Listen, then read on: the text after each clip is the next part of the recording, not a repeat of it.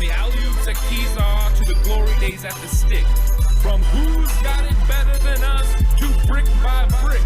It's always the 49ers way, from off-season to game day. Yeah, we talk back. It's the 49ers Cutback.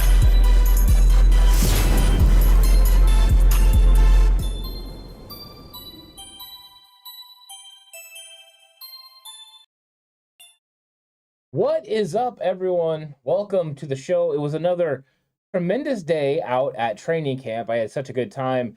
The energy there is electric. All the fans were having such a great time. There was a lot of really good stuff that was going on the field. What's up, Callie Young? How are you doing? I hope you're having a good day. And there were lots of things that have been said, of course. Yesterday, we didn't have a stream, but they did have day 3 of training camp yesterday, and all the news about Trey Lance struggling. He went 3 of 10 was the reports, and that, maybe this offense was a little bit out of sorts. And then today, you had some of the news that came earlier. What's up, Marvin? I hope you're having a good day. About Maurice Hurst. That's how the morning gets started. Maurice Hurst likely out for the season with a torn bicep. Not what anyone wanted to hear. He was definitely in the mix to make an impact from the interior defensive line spot. And now it looks like if he is available, it would be really late into the season. So it wasn't good news for the 49ers. The only good news going for San Francisco is they have tremendous depth along their defensive line and on their interior defensive line, just signing Robert Nkemdiche not too long ago. And of course, they made another signing as well, bringing in Tomasi Lalele. He was on the field today. I got to see him. He was wearing number 55. So he was somebody that I watched. He didn't do a whole lot today, of course, because he's just now breaking in, to this defense and getting started. But he's somebody that he's a big guy. He's going to play on the interior. He's going to play that one tech position. So right now, I don't know. And Tommy's saying Hurst was a waste of a trade. Thank God Arden Key worked out. But Tommy, there was no trade. They were free agents. Maurice Hurst has been tremendously cheap for the 49ers. Last year playing on a really cheap deal. This year playing on a really cheap deal. So really the only thing that's frustrating is the fact he hasn't been able to get on the field. But I'll bet you that Maurice Hurst is way more frustrated than us because he knows if he would have had a big season this year, it would have turned into a lot of money down the road. So I feel for the guy. I mean, this is one of those tough situations where, last year was the ankle. This year, he reaches out in an outside zone play, and his arm, gets pulled a little bit. Next thing you know, he's got a torn bicep. I think that is stinks for that poor guy. But you know what? I think that when it comes down to it, this defensive line is going to be able to overcome this injury because of this tremendous depth on the inside, and Kevin Givens got a lot of those snaps today. So I'm excited about the D-line still, but now Kevin Givens is going to have to hold it down, just like Callie Young said, for sure. That's what's going to have to happen. Kevin Givens is going to have to get it on, and we're probably going to have to get something out of Robert Nkemdiche. Now, the other news that was going on, and if you've looked at our shorts recently, you saw that Jimmy Garoppolo made it to the field today and did a little warm-ups. What is up, 49ers faithful forever? I hope you're having a good day. And Jimmy did a little bit of light warm-ups. It was interesting. I was expecting to get a little boo birds out there for Jimmy Garoppolo. That was not the case. It was overwhelming cheers for Jimmy Garoppolo as he warmed up. So it was something interesting that was going on. He warmed up on the side field. Of course, Deebo Samuel did some work as well in conditioning on the side field. They did not make it onto the main field. But there was a lot of action going on in the main field. So that's the good news. The good news is this defense is absolutely fantastic. They continue to prove it. Now, the offense and the defense continue their install. So we saw more things out of the offense today than we saw at any point. They're getting past a lot of their base offense and now into some of the cooler things that they're going to do. We started to see some of the end arounds and things like that. We see more play action passes, a little bit of movement, pulling the line, creating opportunities to move the pocket. So it was a different look for the offense. And the defense was working on zone coverage and also on blitzing. So there were opportunities for the quarterbacks to take advantage of it. Some of those were taken advantage of today. The other thing was the quarterbacks have definitely been told to let it rip. There were opportunities a lot of times for them to go underneath, and they still let it go down the field and took some chances. The same way that Kyle Shanahan told Jimmy Garoppolo last year, go ahead and take some chances, throw it high and outside. You won't know what you can get away with unless you try it. That's what training camp's for.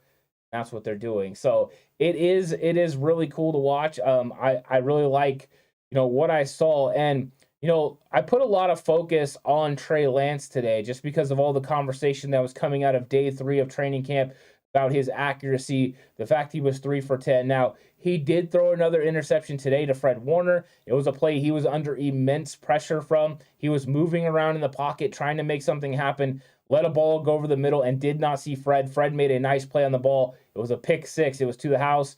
It was great. It's Fred. I mean, Fred doing Fred things. But it was, the pocket awareness was nice because he was getting all kinds of pressure. This offensive line is still struggling, but a lot of the reason the offensive line is struggling is you saw a lot of the depth players taking multiple snaps again today. Trent Williams getting some snaps, but didn't take that many reps. Mike McGlinchey getting a little bit of snaps, but still not that much. So it's one of those things. They're still working in these young players. They're still letting these guys get after it. But, I mean, that's going to pay off in the long run. But what we have, again, number 74 at right guard, Spencer Burford. He's still playing right guard. So I think that is something really cool that we're going to have to watch is, can a rookie actually start at the right guard spot? It's definitely a possibility. If you guys have any questions, go ahead and drop them in chat. I'll try to answer anything and everything that you guys throw through or go through because, I mean, I was there. So I saw it. So if you guys have, heard anything or have any questions about how guys have looked, let me know. And I do see a question here from 49 Faithful Forever. Does Brunskill working after with Lance on snaps mean Brendel is struggling? No, Brendel's not struggling. I think what it comes down to is Brunskill's looking to get extra work and more familiarity with Lance for a couple of reasons. Number one, he's in a battle for that starting job. But number two, Trey Lance's familiarity with Jake Brendel is tremendous. That's what they worked together all last year. Brendel was the backup center. So him and Trey Lance have a real chemistry. They don't have any problems on their snaps. Everything's fluid. It's Daniel Brunskill getting used to it again. And they were working on shotgun snaps again after practice.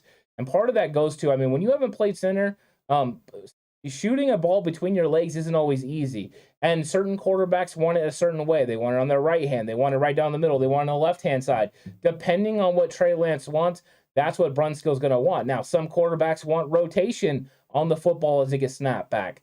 Some want more of a dead football. So all those things can be worked in as well. But it is nice to see. And also, Keaton Sutherland was out there giving extra snaps as well. He was working with Nate Sudfeld. So there was a lot of extra work going on. A lot of players have been coming out early. They've been going in late. So I think that there's a lot of these guys that are really looking to get better. And I got to sit right in front of the defensive backs again.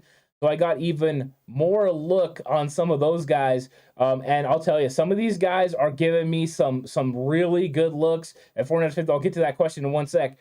A really good look at how they are. And I saw a report about Darqueze Dennard learning the 49ers' entire defense in one day. This guy looks pretty good in his techniques and the things that he's doing. Darqueze Dennard is a real possibility to start the nickel corner spot.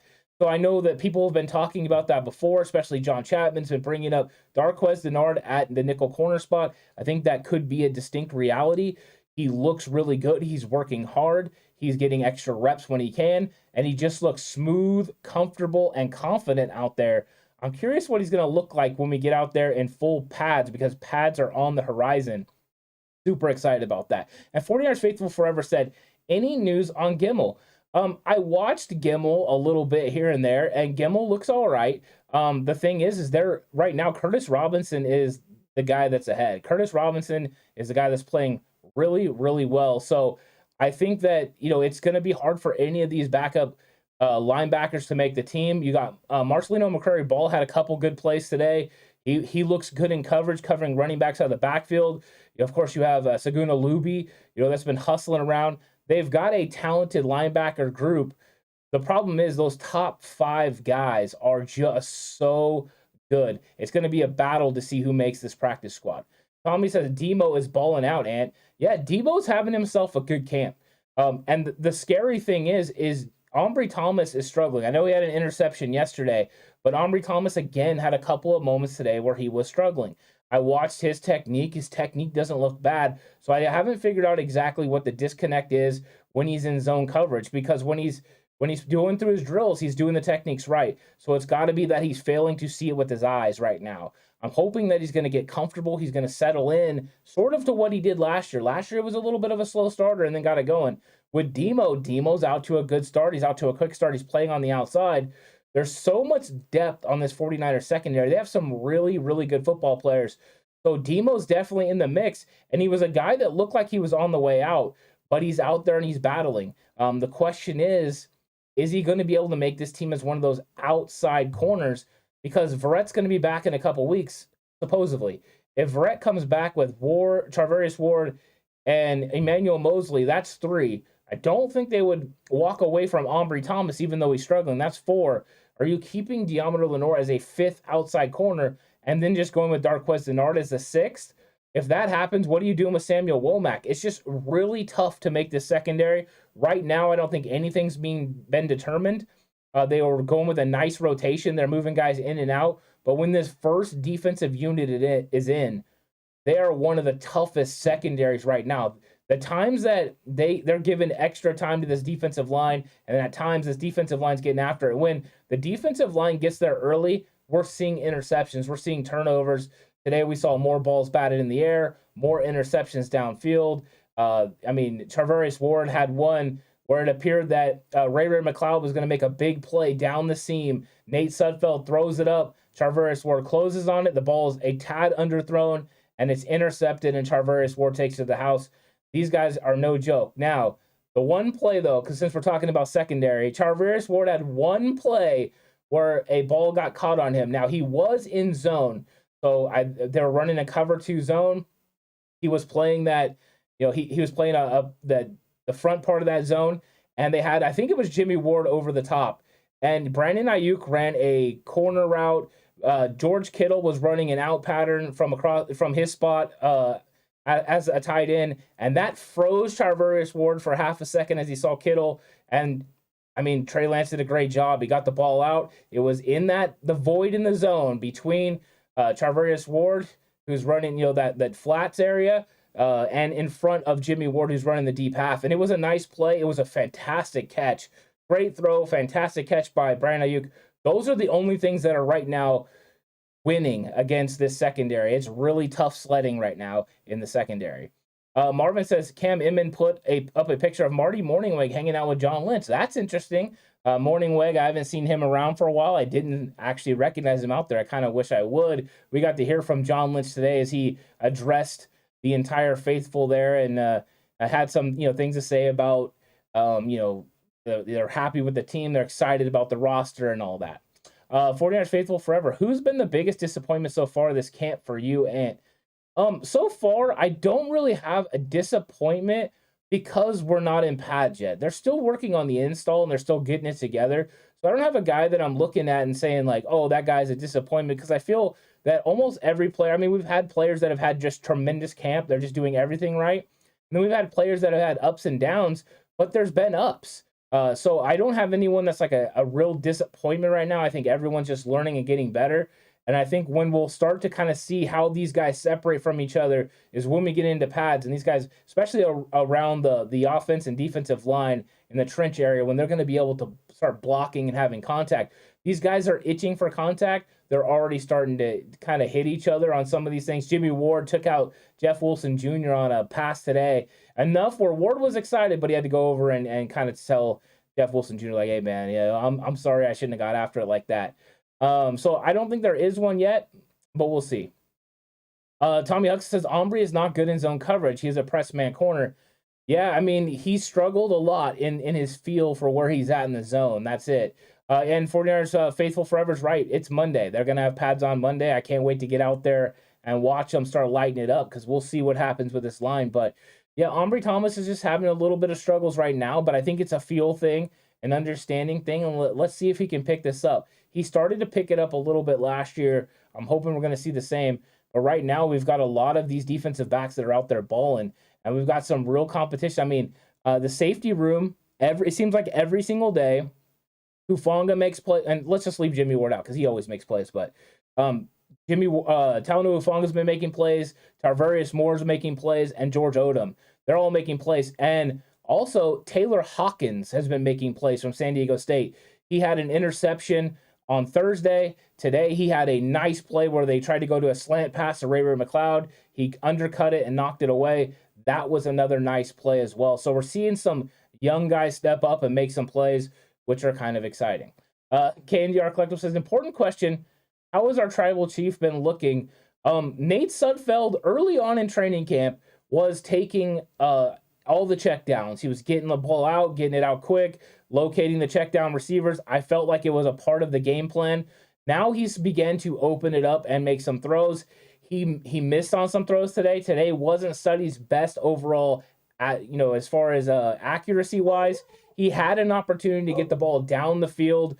I believe it was Brandon Ayuk, and he missed him. He let the ball fade away too far to the sideline, wasn't able to make that play. And then he had the other one where he threw it, and he didn't get it done because, just one sec, guys, I'm gonna handle this. And he didn't have an opportunity, to get it over there and be able to, get enough on it, and it got picked off. So, yeah. But I had to take care of that real quick. We got hit with a little bit of a thing, and I had to play some defense. So, thanks for hanging in there with me. But it's like one of those things where Sudfeld looks good at moments, and then moments he looks like he's taking some chances he wouldn't normally take. I thought Brock Purdy had himself a pretty good day. He's definitely starting to locate, receivers and get the ball out on time. So we'll see. We'll see how that goes. Johnson says, "Hey man, greetings from Switzerland. Love your channel. Thank you so much, Jace. I really appreciate that. Yeah, I mean you're up. I mean it's got to be late where you're at. So thanks for coming through and checking out the report on training camp for day 4. Day 4 was exciting, and this concluded the first block. We're going to start the second block, of course, which is pads starting on Monday. They've got practice on Monday, Tuesday, Wednesday, open to the public Thursday. Nothing Friday, Saturday, Sunday. They've got another block. So that's kind of what's going on with training camp right now, and it's going to be fun. But I mean, I'm going to be out there as much as I can, and just really enjoying training camp so far and seeing a lot of very talented football players. You are starting to notice a little bit of a change in the rotation along the defensive line as we've had some of the injuries that we've had. Of course, Eric Armstead not practicing, and then a Maurice Hurst news. So you're seeing a different rotation on the interior defensive line as they're working in some new guys. They were also, of course, playing a little bit of Kerry Hyder in some of when they were putting in certain things after they put in their install. So those things were going on as well. So that overall looks good. But our starters are really good on the defensive side of the ball. Like every single snap is so exciting to watch because somebody can make a play. Today we had plays made by a bunch of guys, whether it was Tarvarius Moore, Charvarius Ward, or Fred Warner. All of them are finding the football, and they're starting to create turnovers. This defense is really getting after it. And I think that's one of the things that I think all 49er fans can be excited about is the potential of creating more turnovers. If this team can create turnovers and get the ball back into Trey Lance's hands, back in the hands of the offense, and give them as many opportunities as possible, number one, that will keep the defense fresh. Number two, that will help this offense because right now this offense needs to gel. They looked a little bit better at times today. You could tell there was a little bit more chemistry. So, yeah. And then how long is Ridgeway going to be out? I don't know that yet. I don't know how long Ridgeway is going to be out. If I can find something out, I will let you know. But I don't know how long he's going to be out. But they're definitely taking some injuries, to the defensive line.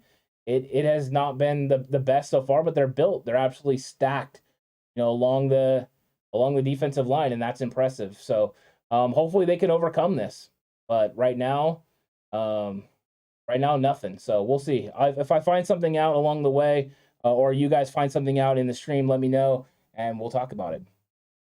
So Michael Humphrey says, I believe the key to Lance and the offensive line will be the running game back to the 2019 level. Shanahan is counting on the run blocking to help manage Lance in the passing game. No 35 passes a game. I'm with you.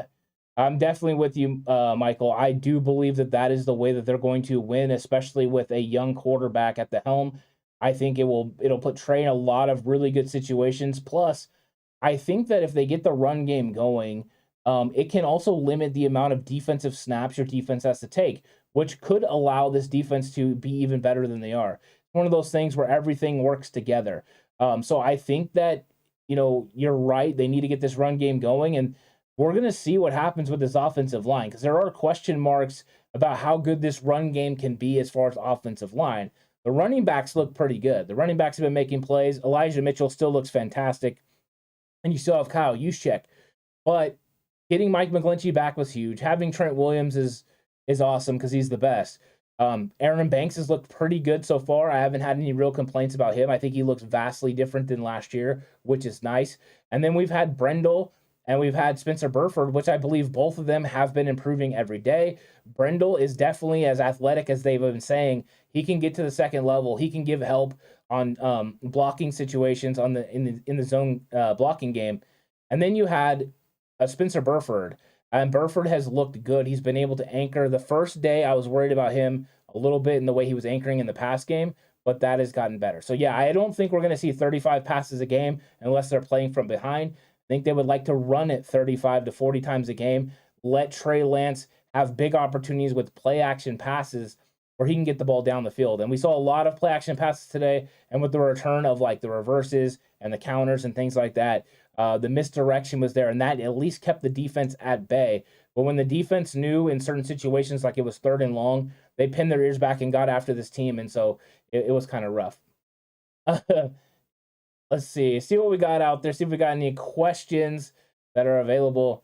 Tommy Huxley says Burford struggling. I don't see it that way.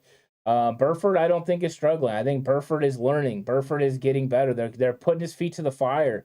They're letting him learn on the fly. I don't think there's any rookie that steps in and plays as well. He's playing better than Banks was last year, and we're not even in pads yet. And I think if I didn't see him on Wednesday and then see him today, you could probably say he's struggling. But he's better today than he was Wednesday. He's better today than he was Thursday. So Spencer Burford's getting better every single day. So I don't think Burford's struggling. I think Burford's getting better. And they're doing a really good job of continuing the rotation. Overall, I thought the offensive line was better today than it was Thursday.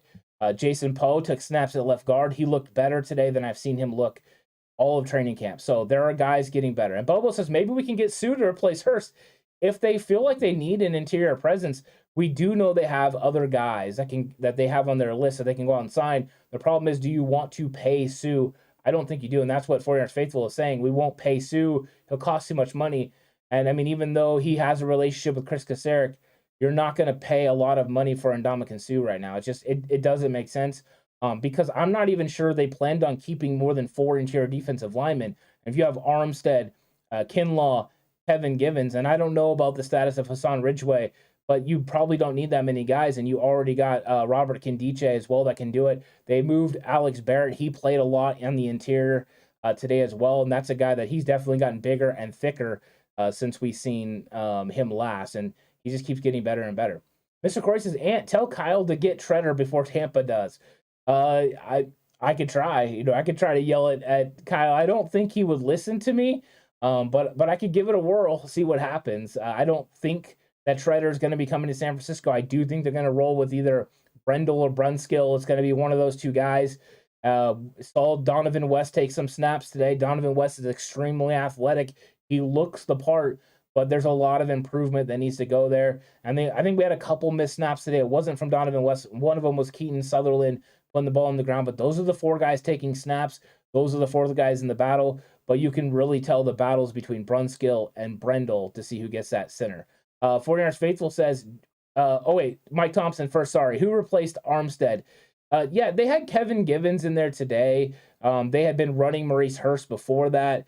That's kind of been the rotation of who it was. We got to see Kinlaw going.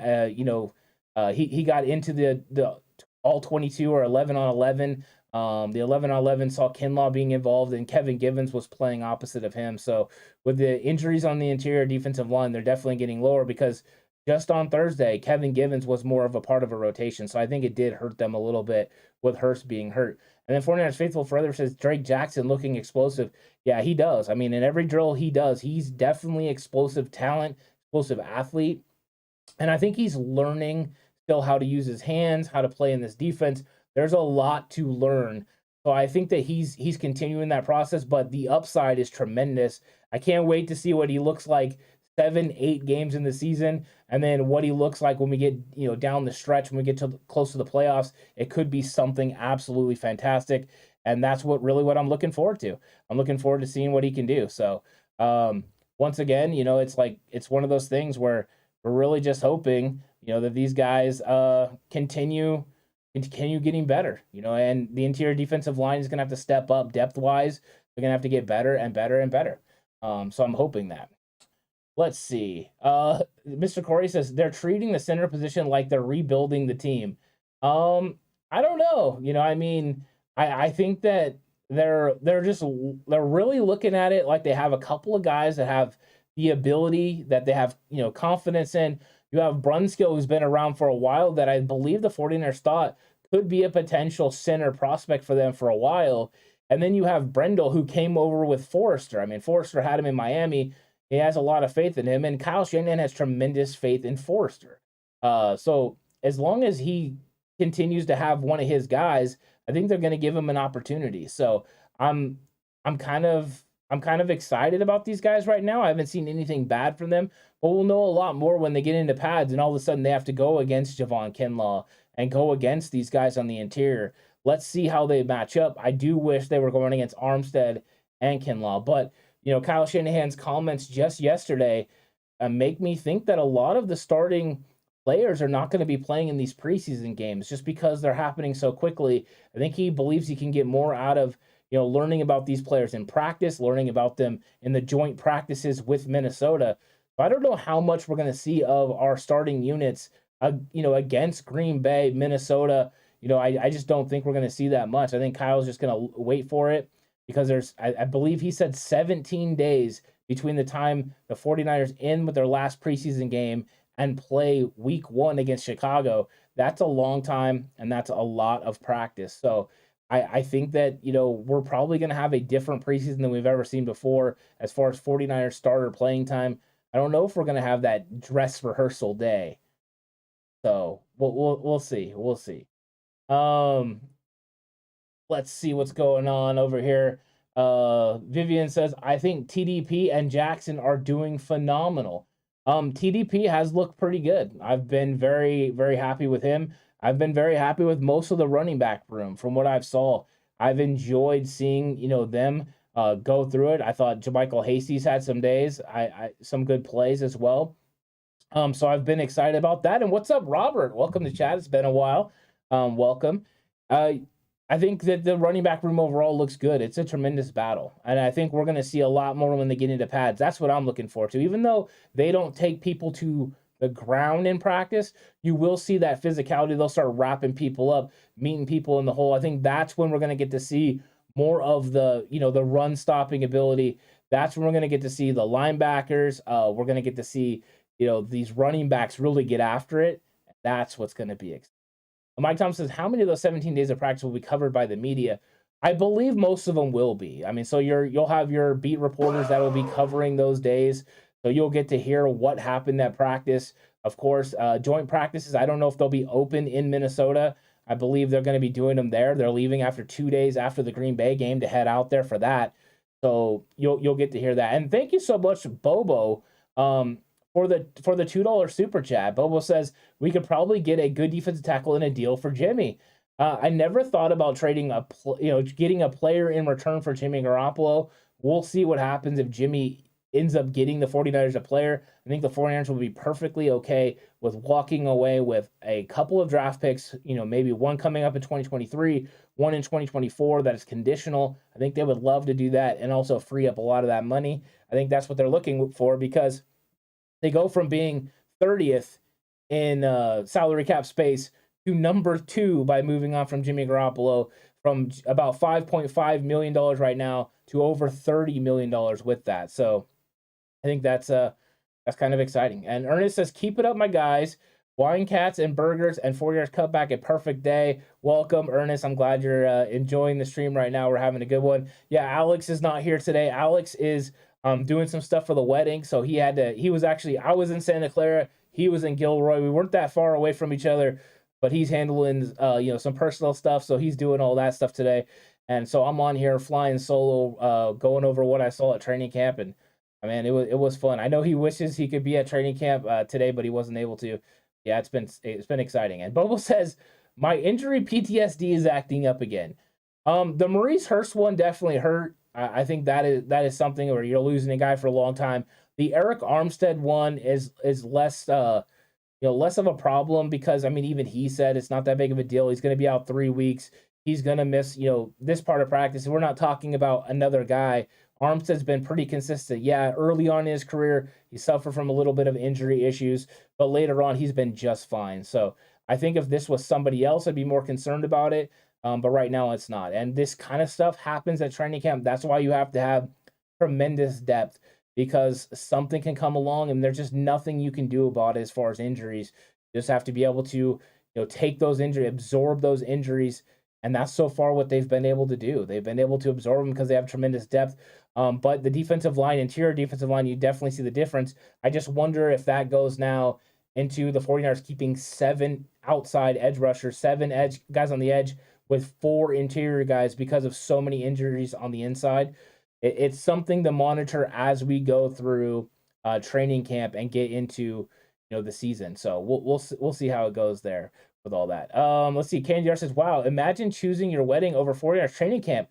Yeah, I mean, call him out. Call him out, Caleb. Let him know. No, I'm just kidding. That's what has to happen, right? We have lives that we have to live.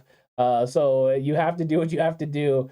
Mr. Corey says Alex is dropping out of the Garoppolo in New York and picking up Treader on his way back. Wow. So Alex is the one that's taking care of all that. So Leon Davis says Kevin Givens time. It is Kevin Givens time. Kevin Givens was in there and he was putting in work today. Kevin Givens is a good football player. Luckily, they have tremendous depth at that position. I don't think we would have talked even last year about Kevin Givens not making this team. The team was just so good this year that it was going to be tough for Givens or Hurst. One of those guys could have been, left out. So we'll see what the 49ers do if they have to address this room further. But we do know Armstead and Kinlaw are going to be together. Kinlaw is absolutely massive. He was moving pretty good today. So I'm excited about him still. And then you just got to have a nice rotation. And it's nice that our part of our rotation is Kevin Givens, who's been with the team, developed by Chris Kasarik for a long time. And a guy like Robert Kendiche, who was a first round pick by the Arizona Cardinals, a guy with tremendous talent. So when you're losing a guy, but you can throw in another guy that's had that ability as well, it's really nice. You know what I mean? So the Niners are definitely stacked all over the offense, and that's what's really nice about this team. They're tremendously stacked. So we just got to keep those guys going good, and I think we'll be okay. And once again, we're playing defense, everybody. We're on here playing defense. So thanks everyone for hanging in there as we're dealing with some of the spammers, but we're getting after it. So thanks everyone for helping out with that. Yeah, and Mr. Corey brings up Deommodore Lenoir, and Deommodore Lenoir has been looking good. Deommodore Lenoir is another shining area of this defense. I mean, there's been a lot of secondary players that have been playing really well, and Deommodore Lenoir is one of them. I think that the secondary and defensive line have been working very well together. It's like the times when the defensive line gets there, the secondary is on top of people, and when the defensive line's struggling to get there, the secondary has them locked down. There's not very many opportunities, for these quarterbacks to get the ball out to open receivers. We did start to see situations where the quarterbacks were getting the ball out to tight ends and to receivers over the middle. Jawan Jennings had a nice catch over the middle today. Tyler Kroft had a couple of nice catches where he was getting the ball. Those were nice. The quarterbacks were definitely doing a better job of getting rid of the ball, and I think a lot of that has to go with the emphasis on the blitzing coming from the defense. So we had a couple times the defense would blitz secondary players, and then the quarterback would have to locate that and hit the hot route. There was one time where Nate Sudfeld got the ball out, but he could have threw where the blitz was coming and made a better play, and that's how Kyle talked to him. Those things can still be done, but they're definitely making improvements. I thought that the ball was getting out a little bit quicker, so I was definitely excited for that. Every time the ball got out a little bit quicker, I was better or more excited, and I thought Trey handled himself well today. It's not perfect. Don't get me wrong. I'm not saying it's perfect. Is he making mistakes? Absolutely. Is he making tremendous plays too? Yes. It's just like every other player, the ups and downs. It's coming. And so here we go. Yeah, and Tommy saying, about the injuries. I mean, going to the NFC Championship and having that many injuries is why we lost. That's true. Injuries in 2019 along the defensive line caught up to us as well. Lou, welcome to chat, says, and the injury saga continues. Why this continue to happen yearly must be very bad luck. Yeah, I mean, I think it is bad luck because when you're talking about, a bicep, for instance, for Maurice Hurst, there's nothing that they can do to make that work. Like, there's not something physically the trainers could do to prevent a bicep tear. Like, they just can't, So they're doing the best they can. I thought overall this team had stayed pretty much healthy all through OTAs. I think that's good. We've seen a lot of players stay healthy. So hopefully we got some minor things that players are going to be able to come back from. But the position at which they needed to be good, they have tremendous depth. So maybe they can overcome this. Let's see what else they do. Maybe they'll bring guys in. They definitely have some roster spots. So we'll see. Mike Thompson says, how's Huff looking? Is he looking any faster? Talanoa Hufanga, let me start out by saying this, is one of the best human beings on the entire football team. Every single day I've been out there, Talanoa Hufanga has taken extra time to give autographs to as many people as he can, often being pulled away by staff because he has to get somewhere else. Talanoa Hufanga is one of the best people. Now, the great thing is Talanoa Hufanga is also impressing on the field because he looks better and better every single day. He is quicker. He's definitely driving on footballs better. He's been making plays, been undercutting things. I'm definitely excited about Hufanga. And I've been one that's been critical of Hufanga in coverage. That's something I was worried about him coming out in college was his ability to be able to cover. And so far, Hufanga showed great improvement in that area. So Hufanga's getting better. Hufanga looks to be safety one right now. Now, with all that being said, the two guys right behind him, Tarvarius Moore and George Odom, look really good as well. So I'm very excited about the safety room. I think the safety room is one of the places we're not going to have to worry depth-wise. Let's see, Hufanga, Moore, Odom, one of those guys elevate themselves. I think right now it's going to be Hufanga. I think he is the guy, but I'm super excited about this room because I think we're going to see situations where we're going to get Tarvarius Moore and Talanoa Hufanga on the field together. We saw it a couple of times today, and I think we're going to see it more and more as the season progresses because why not use guys with these kinds of skill sets? Tarvarius Moore can go up and cover someone in the slot. Talanoa Hufanga can come up and crack someone in the box. Jimmy Ward can do it all. When you have players like that, use their skill sets to the best of your abilities to make plays for your football team. So I really do like that. So I think that all those guys are going to work together. But yes, Hufanga looks tremendous. He's looked so much better. So we're definitely excited about that. And, that's what I say. Even if I'm not a huge fan of somebody's play when they first come in the league, I am super excited when they improve. And that's the thing. I was always excited about Hufanga in the box. Now I can get excited about Hufanga in coverage because he improved. Last year he improved so much. This year he improved so even more during the offseason. So it's good. Is it good? And is it safe? Well, I don't know exactly what you're talking about, Tommy. So let me know. I didn't catch it. If I'm missing the quote, I'm sorry. I haven't slept a lot in the last week. So if I'm missing something, I apologize for that. But I've been doing a lot of driving and not very much sleeping. So, but I'm enjoying it. I'm having a lot of fun with everything that's been going on with practice. And so I'm looking forward to doing the same thing next week too. So less sleep, more practice sounds great to me. I'll sleep another time in my life. We don't need it right now. And we've had some stuff, we've had things going on. I've seen some of the things that have come out, about, Darquez Denard, learning the schedule in one day. The 49ers are also bringing in a defensive lineman for a workout. I don't know, has anyone seen this? The 49ers are going to be bringing in a defensive tackle from Kentucky, TJ Carter, for a second workout. So we'll see if he ends up making, this roster, if he ends up coming in and giving the 49ers some needed depth along the defensive line. I imagine they'll probably bring in, a couple more guys here or there. But that's some of the stuff that's going on right now. So thank you, Marvin. I appreciate that too. What did you do with your Immortal One hat? I'm guessing you're talking about the George Kittle hat. Is that the one you're talking about, or are you talking about Dante Johnson? Because we did get a Dante Johnson signed 49ers cutback hat. And so that we do have. We have the number 27 Dante Johnson hat. Dante Johnson, by the way, great guy. Fantastic. So he's a really good guy. So yeah, he signed the 49ers cutback hat for us, which is awesome. And he's a good guy. And well, there's a lot of really good players out there that are good guys. Today, Marcelino McCurry-Ball went out and signed for a long time. They're doing a very good job, and Marcelino McCurry-Ball made some plays on the field too. So I've been excited about that.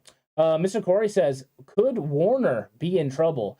I don't think so. I think that the tight ends look fantastic. I thought Tyler Kroft has looked good. I thought other guys look good as well. Like Tyler Kroft is really getting a lot of snaps and making a lot of plays. So I've liked his improvement. Jordan Matthews in the receiving game has looked pretty good. But when it comes down to it, Charlie Warner is a great blocker. Charlie Warner is a tremendous blocker. I don't think any of these guys are going to be able to block at that level. Now, when we get into pads, I'll be able to watch them and see, how these guys handle making blocks in line, what they're doing. But they've been using a lot of them in the backfield as well, motioning them back, putting them in the strong eye. They've been blocking outside zone that way, and also, going out for passes that way. So I think that's a very competitive tight end room, but I don't think Warner's in trouble. I think they like Warner a lot. But I don't really know what they're going to do with some of these guys, because I think they would like to use them, because Kroft, Fumagalli, Jordan Matthews, they look good. With Matthews, I'm waiting to see what happens with the blocking. I mean, that's the key. He looks fantastic running routes. He's the best tight end, not named George Kittle, running routes. He looks so good. Those two guys are tremendous in the receiving area. So I think those guys are going to be fun. Dwelly going to be on the practice squad. Dwelly has been getting the second team snaps. Now, we did see Kroft kind of start moving into that role a little bit today. So I've been excited about it. And so we'll see what happens with Dwelly, if he's going to be able to compete, because right now it's tough sledding. That tight end room is good. And the way that Fumagalli and Kroft look in the system, they just look like natural fits. And so we'll see. And Mike Thomas says, glad I found your show today. Great work. Definitely got a new subscriber. Thank you so much for that, Mike. I really appreciate that. And we're always welcoming new people. And so, yeah, always jump in chat. Let us know what you're thinking. Ask questions. It's fun because we can have a conversation. And even if we disagree, it's about looking at each other's point of view and just having fun with it. But yeah, it's really exciting. So as far as chat goes, this is one of the best chats that we get. People come in here all the time. We got very knowledgeable fans that come through, and we just have a good time talking about 49ers. So if this is your first time, like you said it was, I think you'll only enjoy it, especially when we get into the season. I think there's going to be a lot. Let's see. Just want to know if Lance seems legit. Top 10 quarterback to possible NFL bust. That's coming from Boone. I would say this. It's too early to tell if Trey Lance is a legit top 10 quarterback or a bust. I think right now he looks like a guy who's in his first year starting that is definitely learning what he's supposed to do. I think he's one of those guys that he makes tremendous plays that make, when you see him, you're like, oh my gosh, that is top 10 caliber talent. And then you see some that you're like, oh, wait, no, that guy's still a young player that's learning how to play football. And so I think right now you're getting a mixture of those. You're getting the mixture of the, wow, this guy's fantastic, mixed with this guy's got a lot of learning to do. And I think along the way, he's going to figure it all out. So I think we're going to see highs and we're going to see lows from Trey Lance, especially early on. But I want to see how he continues to develop through training camp, because so far I've seen really good moments when I've been there, and I understand when he has bad moments. But he's definitely having to make some things happen on his own because he's getting a lot of pressure. Ernest says, we just need Adam Rank to predict our failure. There you go. That worked last time, right? I think it was 2019 that he did that. Paul says, hey, and I'm excited. I will see you on Monday. If you're at training camp, got some tickets from Chapman. Paul's the winner from Chapman. Yes, I will be there. So Paul, find me. I will love to spend training camp out there with you. So yeah, find me on Monday. I will be there. Anyone that's going to be out there at training camp, come through. I think it's going to be a fun one. And what's up, Soleil? Hope you're having a good one as well. So yeah, I mean, any of you that end up going out to training camp, come find me. I'm usually wearing something. This is how I rep 49ers Cutback. I'm out there. I'm wearing 49ers Cutback, 49ers stuff. You know, and I'm having a good time. I'm enjoying myself. I'm watching practices. You know, I mean, there's times that things are really important, and there's times that they're not. You know, and so you have time to have conversation, and times that you really need to focus in and pay attention on what they're doing in their certain drills. So it's fun. Marvin says the young man has a lot to learn. Hopefully he's doing it upright. Yeah, I think so. You know, I mean, that's the one thing I don't question with Trey is work ethic. Every single day I've been there, Trey Lance has been out there doing extra things, whether that was throwing passes to Brandon Ayuk or taking snaps from Daniel Brunskill. He continues to get better. And that's what you're seeing from a lot of these players. And the leaders are leading by example. George Kittle's out there late. Fred Warner's out there late. Jimmy Ward is out there late. Talanoa Hufanga. So you're seeing guys step up and bring young players along. I talked about this on one of our first live streams after training camp, was Dante Johnson pulling, you know, guys like Quantrez Knight over and talking to him about certain things, helping bring these young guys along. So it's nice. And what is up, Christina? I hope you're having a good day as well. Thanks for coming into chat.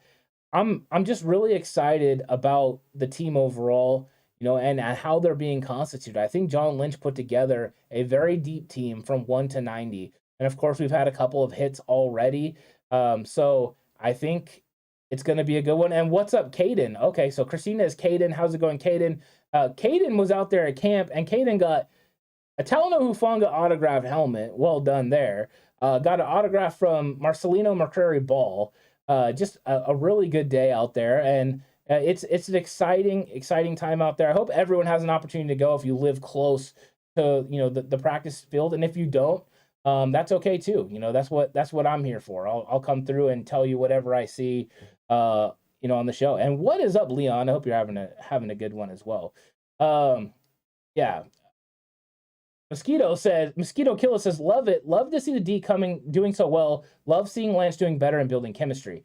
Exactly. That defense is so good that if Trey Lance can get things together against that defense, he's going to have a good year. I mean, the whole sharpening iron thing, that's real. And right now he's getting the best look from that defense. That defense is flying around. They're talking their trash. They're getting after him, and he's doing the best he can, and he's navigating through the pocket.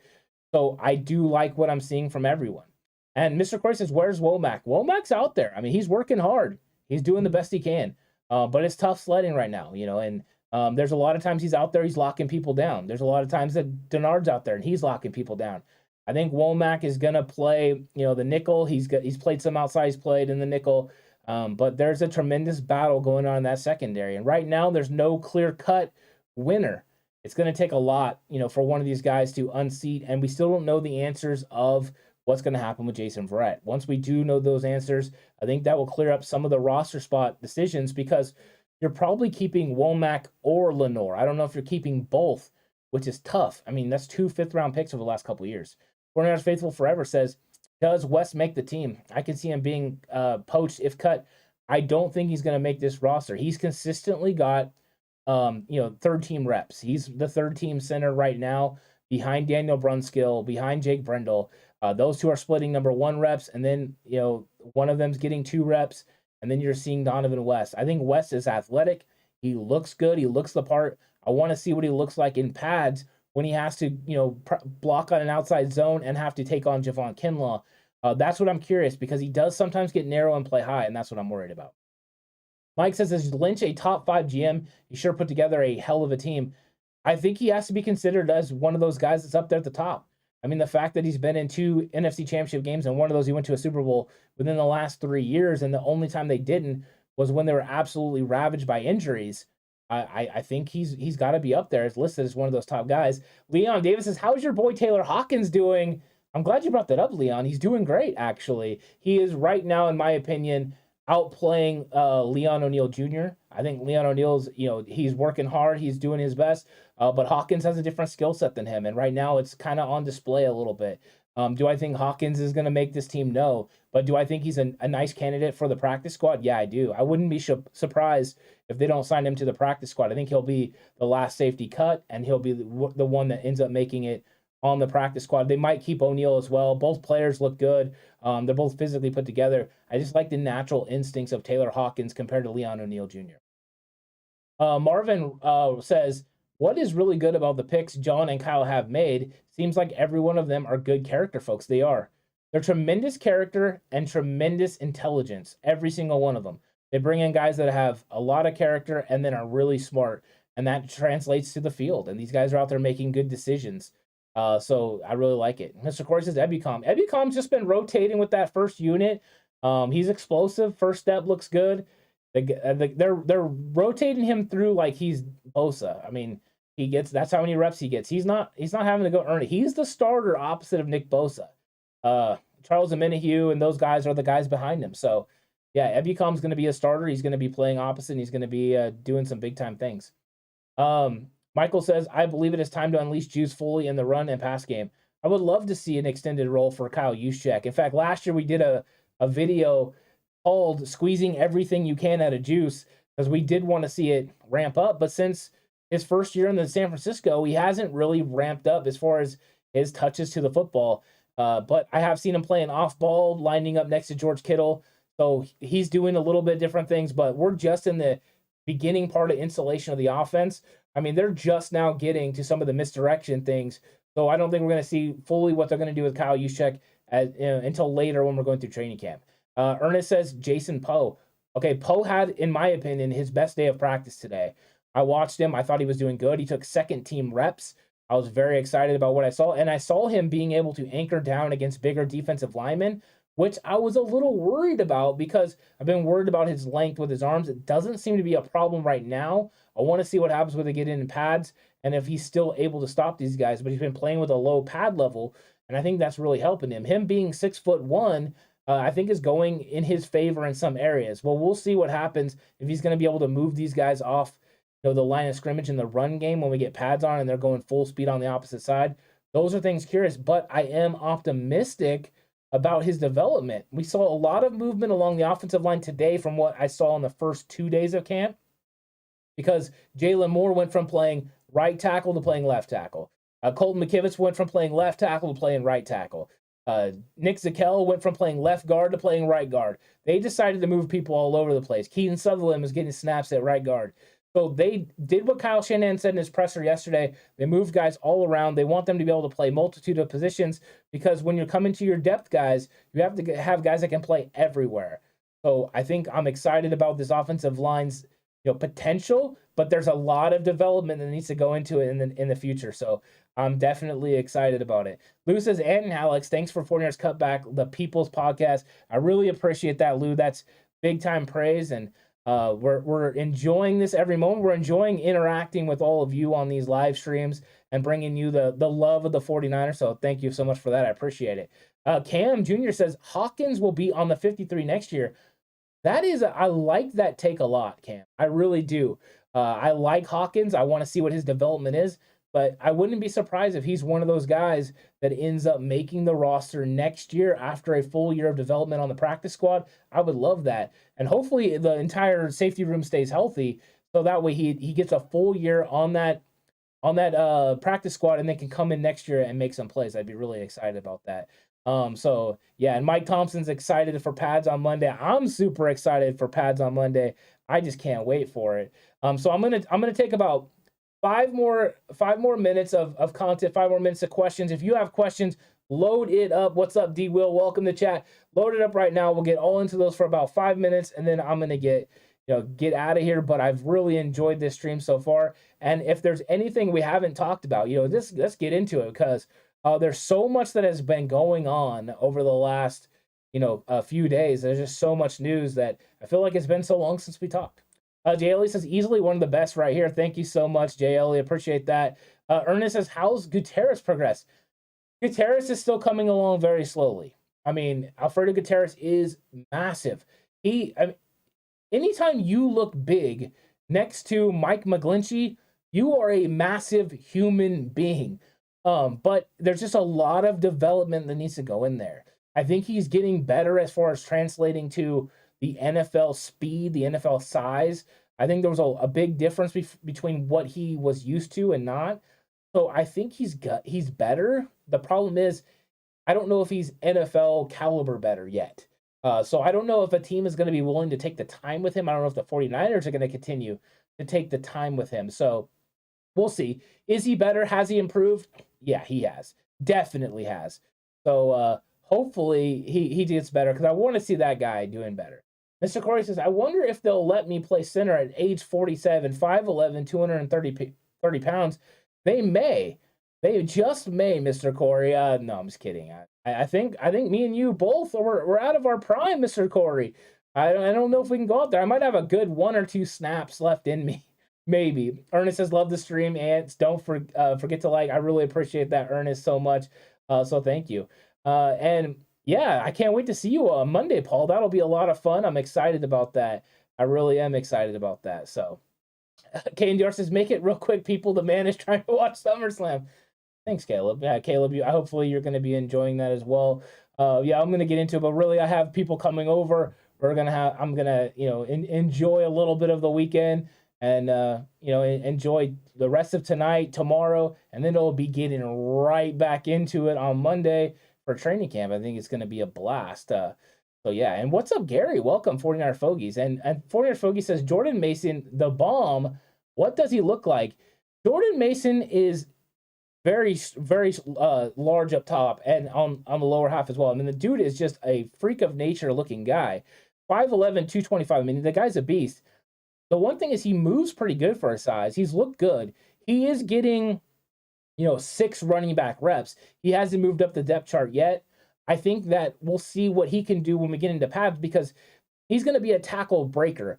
So if we start seeing him breaking tackles and things like that, I think that would help him. I want to see what his vision looks like in the interior. I've only seen it a couple of times where I've seen him make a really good read and then go with it. But the one thing, the shining moment, I think, for him so far and what I've seen out of him on offense is he motioned out, lined up out wide, and then ran a comeback route and caught the ball for a first down. I thought that was maybe his defining moment right now. But he's one of those guys that every single run is angry and aggressive, and you can't hate on that, right? You got to love that. So I think it's going to be really good. And Mr. Corey says, my neighbor's watching SummerSlam. I watched the very first one in 1988. I did as well watch the first one in 1988. I think it was very exciting back then. And so, yeah. But thanks, everyone, for coming through chat. It was a great stream. I enjoyed it. Another really great day at training camp. Hope you guys all enjoyed the stream. I'm looking forward to talking to you guys again. It's going to be a lot of fun. So I'll keep you guys updated on what's going on at training camp. You guys keep coming with the great questions as we have another conversation. It's really a fun time in 49er land. We got a lot of really good players out there, and I think Kyle Shannon and John Lynch have put together a roster that can do some big things.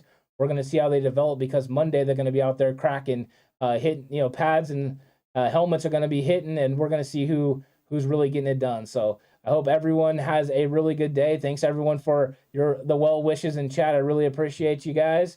And remember, the right way is always the 49ers.